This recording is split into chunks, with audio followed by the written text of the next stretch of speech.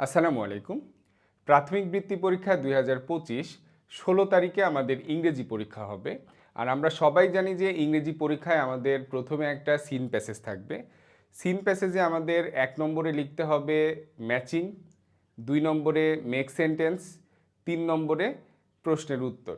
এই seen passage থেকে আমাদের এই ৩টা বা ৩ ধরনের প্রশ্ন আসবে।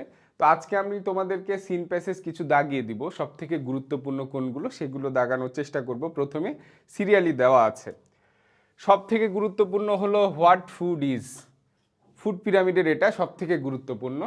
২ নম্বর সীমা ইজ অ্যাট হোম, অসুস্থতার কারণে স্কুলে যাইতে পারেনি, এই প্যাসেজটা। ৩ নম্বর a long time ago when, এটা হলো Raju is a fire fighter, সেই প্যাসেজটা। ৪ নম্বর মাই হোম ডিস্ট্রিক্ট, অনেক গুরুত্বপূর্ণ। ৫ নম্বর it is a beautiful spring day. তো আমার কাছে মনে হয়েছে যে এই ৫টা প্যাসেজ সব থেকে বেশি গুরুত্বপূর্ণ। এই ৫টা প্যাসেজ পড়লে ইনশাল্লাহ হয়তো কমন চলে আসবে।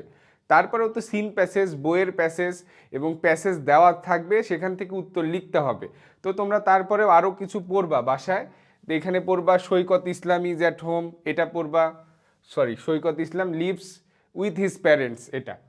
৭ নম্বর বাবুল অ্যান্ড হিজ ফ্যামিলি। ৮ নম্বর এ পার্সনস বার্থডে। আর ৯ নম্বর one day a hare and tortoise. তাহলে এই ৯টা তোমরা পড়তে পারো। প্রথম পাঁচটা আমার কাছে মনে হচ্ছে যে প্রথম ৫টা থেকেই তোমরা কমন পাবা। তারপরেও দেখা গেল যে অনেকে কমন নাও পাইতে পারো, বা মনে হইতে পারে যে না স্যার এত ৫টা এত কম দিয়েছেন, কমন পাবো কি পাবো না।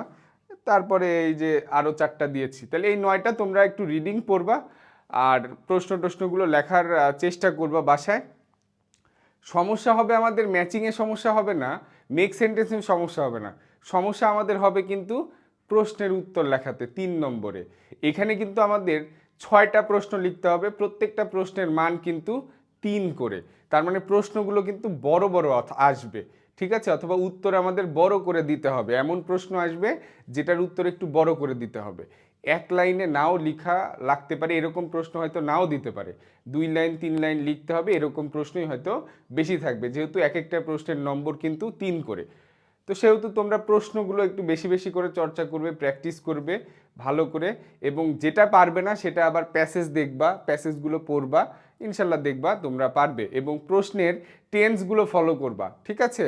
যে কোন টেন্সে প্রশ্ন আছে, কোন অক্সিলারি ভার্ব দিয়ে প্রশ্ন আছে, সেভাবেই তোমরা লেখার চেষ্টা করবা, ঠিক আছে? ধন্যবাদ।